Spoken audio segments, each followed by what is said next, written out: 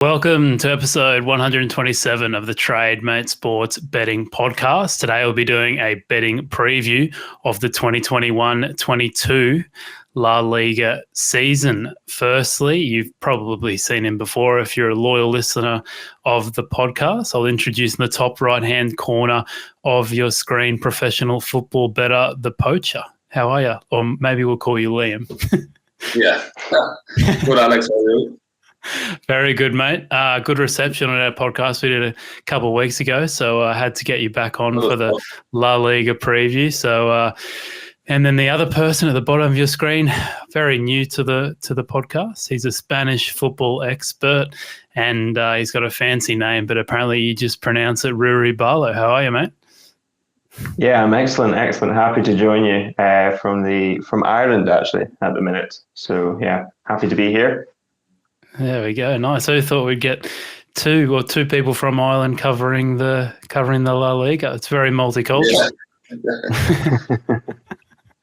All right. So today we're going to go through all the, anti-post, outright future betting markets.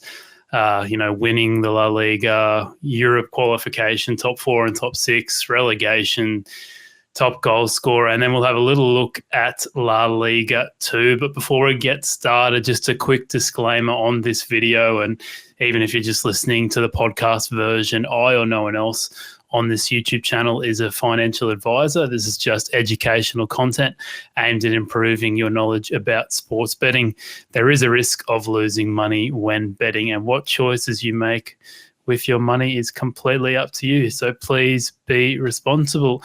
I will get up the La Liga winner market, outright winner market on my screen here on Odds Checker.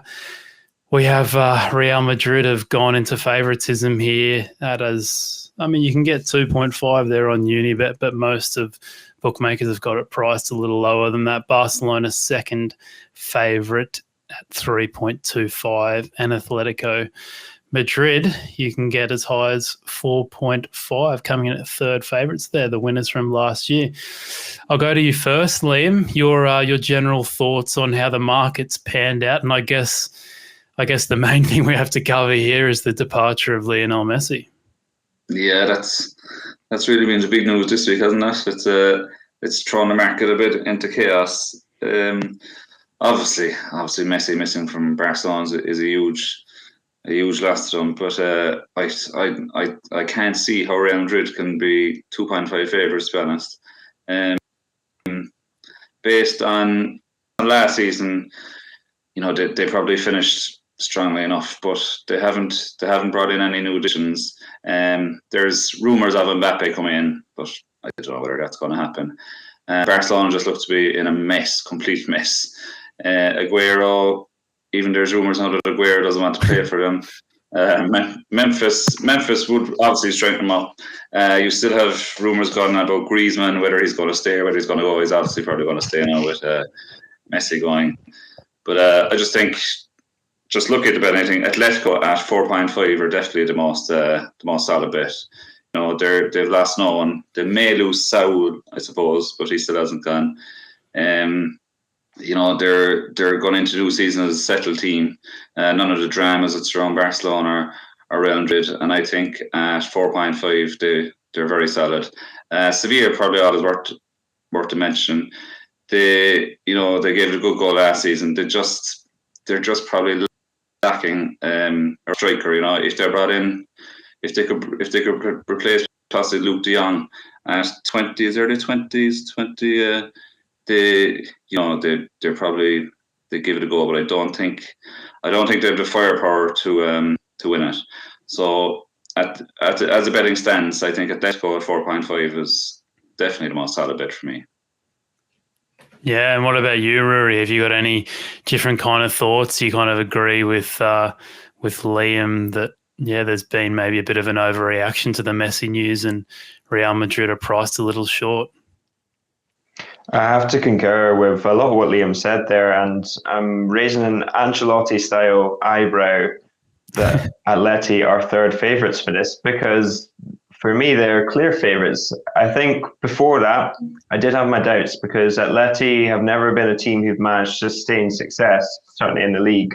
the two seasons or the season before in 2014-15, when they won the league, or 13-14, sorry, they really struggled the next season to sort of maintain a title challenge. But this year, both of their rivals, for me, have got weaker.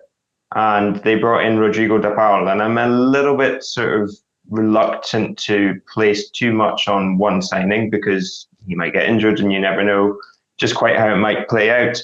But looking at his performances in the Copa America, the way that he managed to do both the running for Leo Messi and provide him with many passes slotted through the defence, I think that's exactly the sort of player that Atleti were missing last season at times when they were struggling. So I think they've got stronger. They've maintained their team, obviously. They're far more settled than both of the others, and so unlikely to have the teething problems that perhaps Koeman or Ancelotti might experience. For me, they have to be favourites. I think Real Madrid are most likely to get close to them.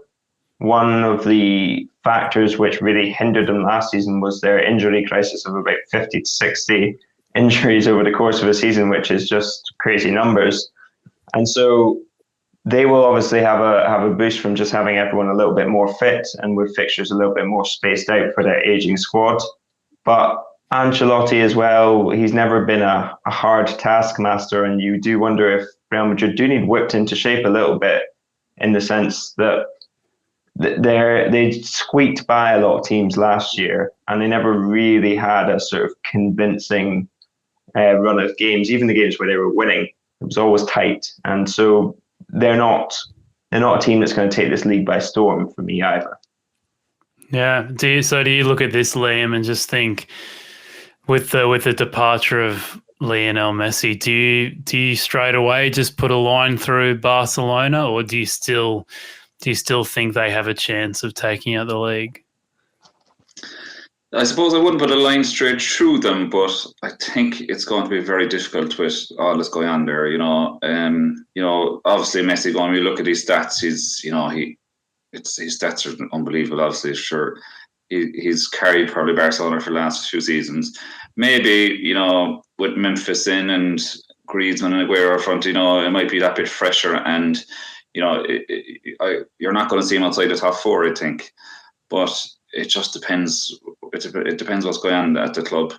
I just feel that, are they all pulling in one direction? It's just very difficult to know. But I couldn't back them to win the league. Certainly not. No, certainly not. And also, would just go on Real. I would think the Real Madrid, as Rory said, that Real Madrid are probably the. You'd fancy Real Madrid finish second at Atletico, but with Ramos gone, I feel he's a huge. Not only on the pitch, but off the pitch, he's a real leader. So it'll be interesting to see how they cope without him. They coped fine without him last year for a few games while he was injured, but over a whole season and in those tight games when they really need someone to step up or get a late header, he's gone to a big glass, and it looks like Varane could be heading to Man United as well. So I just think Atletico, it's the betting at 7-2, 4.5 Atletico. It does seem, as Rory said, they look the most solid option, certainly. Yeah. Yeah. Okay. And it's interesting too. You got the market with to win La Liga without Barcelona and Real Madrid, and you've got William Hill and Mansion bet here, and that 1.6 mark, which is I guess seems like a big price when we're saying that we'd be happy to take these guys on even with Real Madrid and Atletico there. So, definitely a market to look at there. And maybe you can get a bigger price once a few more bookmakers open up their lines. But I think it segues pretty well to the top four and the top six. We mentioned, or Liam, you mentioned Sevilla there, maybe being able to press a challenge towards that top three. Ruairidh, do you see any other sides there with an outside chance of maybe getting the league, or at least, getting a top four, top six place there? Yeah, I think it's hard because you want to give some sort of insightful pick, in the sense that you want to be this team that finished 8th last season have a chance at top four and at really good odds. But the only side that really looked like they could crack top four for me would be Villarreal. They have the striker that Sevilla lack in Gerard Moreno. and they have a settled squad.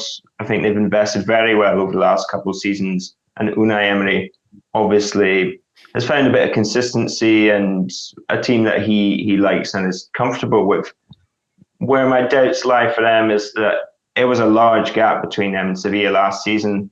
Sevilla came close to getting in the title race, really, and I don't think they quite have what it takes to get there again. But the drop-off that they would have to have for Villarreal to catch them is pretty significant for me. And so, although Villarreal are the only candidates, I would still place my money on Sevilla making it into the top four as well.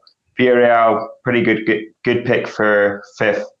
Where perhaps there is a little more value and something that I would back is Athletic Club to come in sixth. I think without the distraction of Europe, which Real Sociedad and some of their other challengers, Betis, will have, they have a real shot because Marcelino really changed them around last season, and in any given game they were able to beat anyone.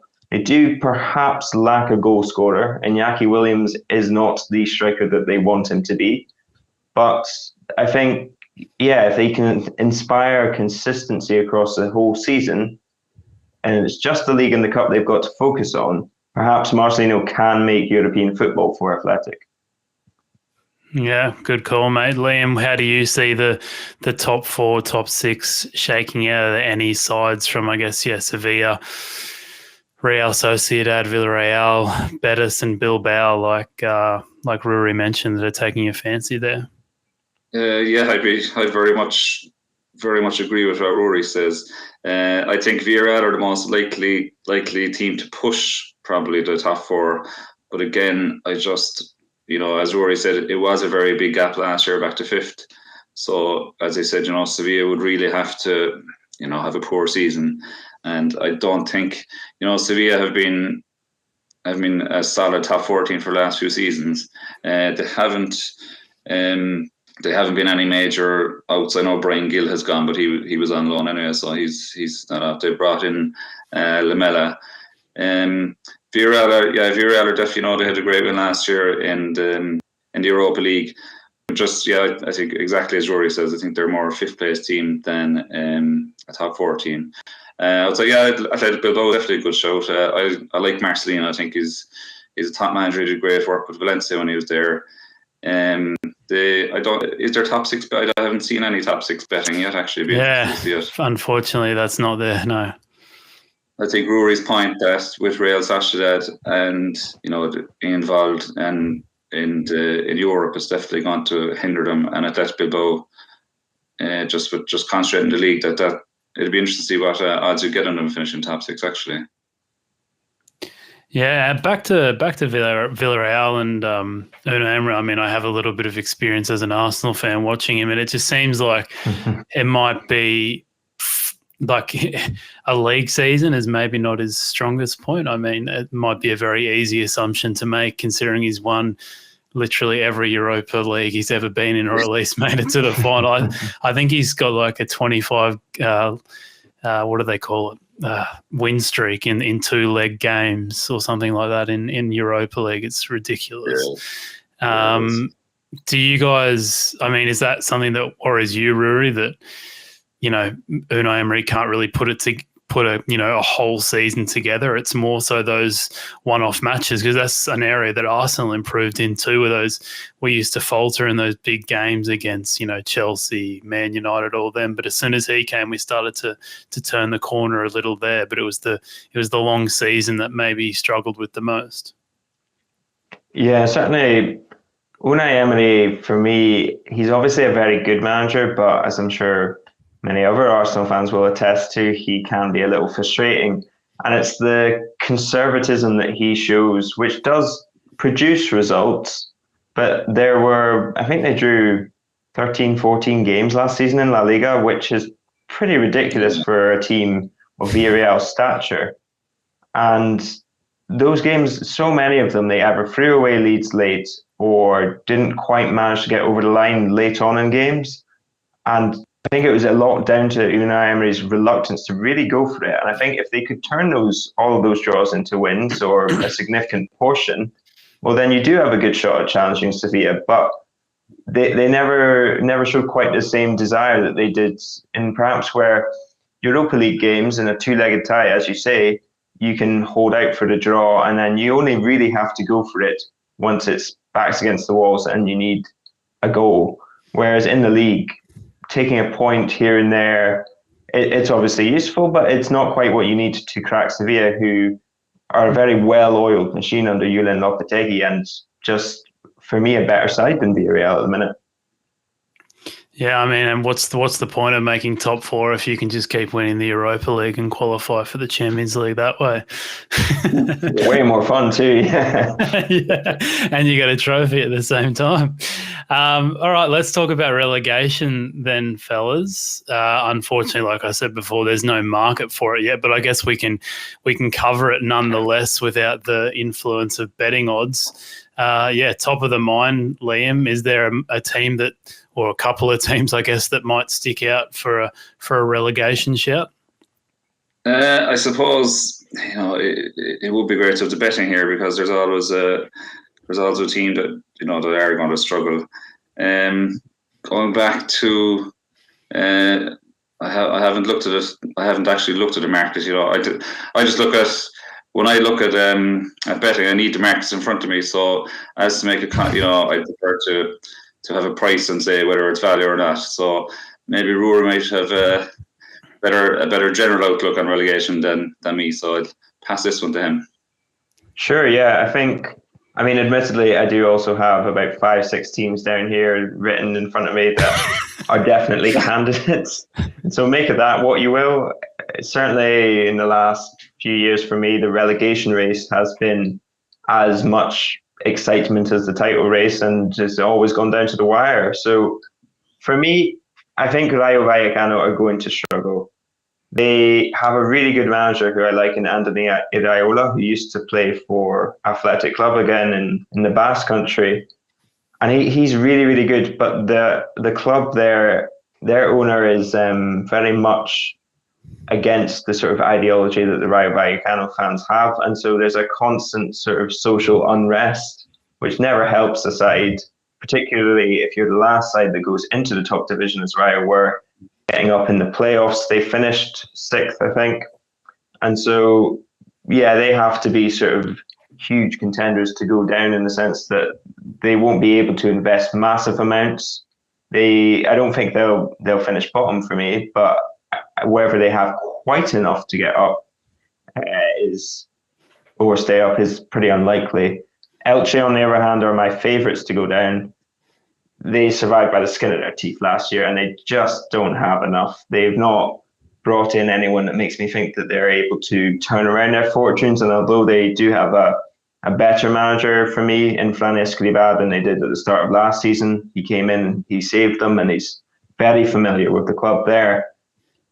They just don't have the quality, and defensive solidity only gets you so far without a goal scorer. So Elche, probably unlikely to give you a huge amount of value, but for me, they are the favourites to go down. I think perhaps if you want a really outside shout, Getafe or Levante, I don't think either of these teams will go down, but when the markets do come out and the odds are available, they will be a little longer. And both of those teams have the potential to go into free fall. Levante started off last season horribly, and I think they never really sorted out their defensive issues for a long time last season, and they could go into free fall. And much like Getafe, who changed manager, Jose Bordalas is gone, who's a very conservative manager and effective, but they've gone for a more, free-flowing, a more liberated style with Michel in charge. And I think when you see a relaxation, it can go one or two ways. It can go sort of the general way that Ancelotti goes, when people get a bit more freedom and they're pretty happy with that, and they manage to really up their game with that sort of being let off the leash. Or, and especially with teams lower down the table, it can perhaps lead to just conceding a lot of goals. Yeah, no, it'll be very interesting. I know it's very hard that we don't have any betting odds here, but I brought up the outright markets before. That maybe gives everyone a general guide as to the order of who's going to win it. Maybe that gives you a general guide of what the relegation. I'd agree. I think Getafe would be one team I would be interested in as a bet for relegation.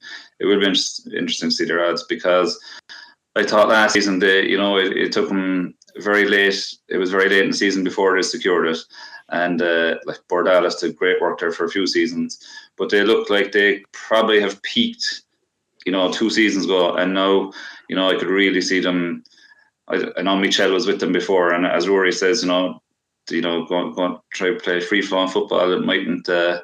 It just mightn't suit this type of team. So it would be very interesting to see what else they are to be relegated.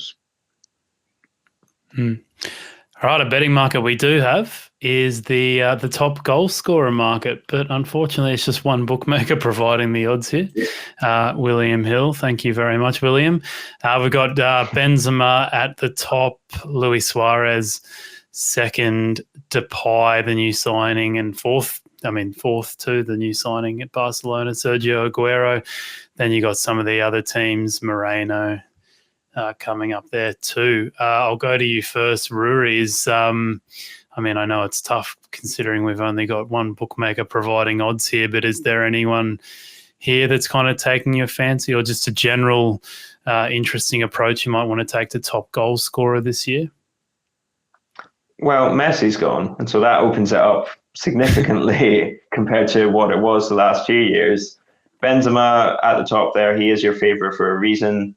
And hopefully with a few less injuries, he looks to be as lethal as ever. I thought he perhaps didn't take the Euros by storm, but he did have a tournament and looked fairly sharp again. And for me, he has to be the favourite to take that award. Who I do like sort of down there is Alexander Isak. I think you can make a case. I'm not entirely sure whether it will sort of play out, and he does have the consistency to make it to top goal scorer.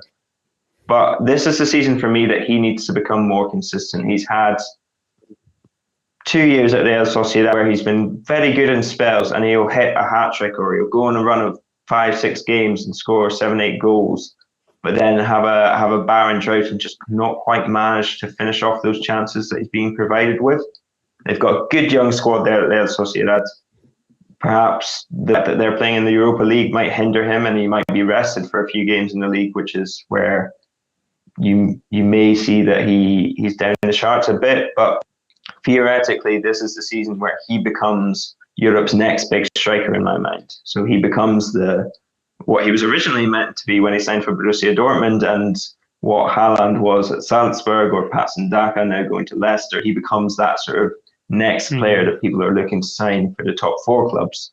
So Isak, wherever he does it, I have my doubts. But if you want to talk yourself into something that might make you a bit more money, he's probably where it's at. Yeah, I loved watching him at the Euros. I thought he was phenomenal. He did literally everything except scoring goals. But I heard that there were, I didn't really believe them, but there were rumours Arsenal were trying to get him, and I was watching him going, geez, if we can get this guy, that'll be something very special. And I'm very surprised that no other teams really come in for him this summer, or maybe there is rumours, I'm not too sure. But it seems like kind of the time to be raiding, or at least Premier League clubs to be raiding some of the continent when they've got a little bit more cash to spend. Liam, how do you look at the market, mate? It's funny, actually. This market would have been over the last few seasons. It'd be very much overlooked because Messi obviously was a standout, and even when Ronaldo was there, I don't think top goal scorer betting you wouldn't even have a look at it. But I'm surprised actually only one bookmaker is priced up, possibly with Messi gone out, it'll get more popular, because this is probably the most competitive of all our markets. The one I like is probably Gerard Moreno. I just think that he's a very consistent striker, and whether he can get enough goals to like Benzema is the obvious favourite for reasons, and he'd bang in goals week in, week out. But Gerard Moreno started to establish himself more. He'll take their penalties. he's great coming in off the wings. He can come deep. He can even at the Euros. He's starting to. He's a big part of the Spanish squad now as well. He's going to be Villarreal's main striker. Obviously, with him in Champions League, he's going to have to juggle both competitions, and it'll be something new for him. But he's, I don't see him being rested for many games. And is he at nines? Is it nines or eights? Yeah, 9. Yeah, I just thought he was worth something small. I wouldn't be going mad on this market, but I just thought he was worth the bet. Yeah, well, hopefully when the other bookmakers finally get off their ass and put some odds out, we'll get some bigger prices for you guys on Gerard Moreno. All right, fantastic, gents. To finish off, we'll have a quick look at La Liga 2. I'll just get out the outright market for that. And once again, not many bookmakers have priced this up yet, but you've got Valladolid at favourites there. Shortly behind, you've got Eibar and Almeria. I'll go to you first, Ruairidh. How do you look at this one, mate? For me, Almeria are going up. They have the money, and although they do have a propensity to sack their managers when they hit a poor run of form, which is never a stable recipe for promotion, the quality that they can manage to bring in and hold on to is just on a different level to some of the other clubs around them. So I think Almeria have to be a safe bet, certainly for promotion, if not definitely through the playoff route. Girona, on the other hand, are another option. They've been in the playoffs for about four or 5 years now, and every time they get to the final, they lose. So if they could make it up sort of through the automatic places, that'd perhaps be a different matter. Valladolid, they do have the sort of backing of Ronaldo, the great Brazilian, the original one, and they do have sort of a good infrastructure set up there, but maybe wouldn't be putting my money on them to go up automatically, because I think there is a real rebuilding job going on there, and the way that they finished last season, it was a very stale side, and so they have to ship out a lot of experienced defenders, I think, for me, and sort of revamp themselves a little. But we did see last year, Espanyol and Mallorca went straight back up, and they both came down the previous season, and so you do wonder if perhaps the gap between La Liga and the Segunda is widening just a little. Yeah, and your thoughts, Liam? Much like Rory said, Almeria have to be mentioned, because they're probably the biggest club in La Liga, or in La Liga 2 in the Segunda. And last season, they got off to a horrendous start. They couldn't win a game, and then they went in a real good run, and then just finished poorly again. So if they can put a solid run together, which they should with the players they have, they should be pushing for automatic promotion. I probably like Girona. I just think it's exactly as Rory said, if they can stay out of the playoffs, because they've lost the last 2 playoff finals, actually the season before against Elche. I couldn't believe that they couldn't beat Elche. At 10s, I thought Girona were probably, if they can stay out of the playoffs, that they were solid off. I suppose Eibar and Leganés are, seems as, last season we had Mallorca and Espanyol going up and down. And I agree with Rory that maybe the gap between the Segunda and La Liga is widening, and Eibar and Leganés would have to be respected, as would Huesca, obviously. But as a bet, I'd probably take Girona over. I do respect Almeria, and I think they'll have to be there. Just the one niggling doubt I have is just the way, if they do go on a poor run, they sack a manager, and just can be a bit unsettling. So it would just be Girona for me. All right. Terrific insight, gents. We've gone through quite a few markets there. As I've mentioned many times, a shame we don't have all the markets out there from all the bookmakers, but I think we've done best with what we have been provided. If we had to sum things up and after looking at all the markets we've looked at and highlight maybe the best outright bet in La Liga or La Liga 2 that you guys like, where would you go? And we can start with Liam. I think Atletico has to be Atletico. I see no reason. I think they should be favourites. Actually, I don't see how Real Madrid can be so short after last season. Whether they're going to bring in any new additions, obviously to talk about Mbappe, but Atletico at 4.5, it looks a real solid bet for me. They're not going to be any poorer from last season. If anything, they're going to be stronger with Rodrigo de Paul. I just don't, to be honest, I don't understand it. As I know they haven't put back-to-back seasons together, but this isn't, they're not up against the Barcelona, Real Madrid of the last number of years we've seen. So if ever they're going to put back-to-back seasons together, it's going to be this season, because it's a great opportunity with question marks over Barcelona and Real Madrid. Actually, a team just to watch out for in La Liga this season, not for any outright betting, but with a team who I think could do better than they had last season as Osasuna.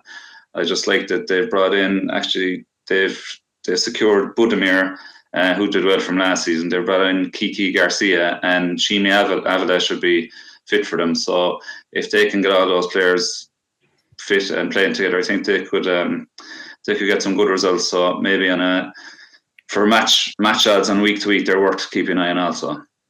Yeah, and you mentioned I think probably 20 minutes ago, but so likely or possible departure from Atletico. Yeah. Like how much do you think that would affect, I guess, you betting them? It wouldn't put me off, to be honest, because last season he wasn't a regular starter from last season. I suppose he even towards the end of the season there in the important games he wasn't starting. So it wouldn't, with Rodrigo de Paul in, I think if they do lose all, I think I'd be still more than happy to take him at 4.5. It wouldn't put me off backing them at all. No. All right, Ruairidh, and I know you liked Atletico too. Are you going to concur, or are you going to take me somewhere else? I think it's really hard for me to look beyond them. As much as I want to sort of inject Barcelona into that title race, I think the emotional blow more than anything of losing Leo Messi can't be underestimated. He has been their leader, and you can criticize his leadership and say that they were perhaps too dependent on him. There's obviously always been sort of this narrative that perhaps players were scared to score without him. They always looked for him before they shot. And yeah, okay, that's true, but that's because he's so insanely accurate. He's, as we said, top scorer of the last few seasons, and it was basically a dead market in that sense because he was so good.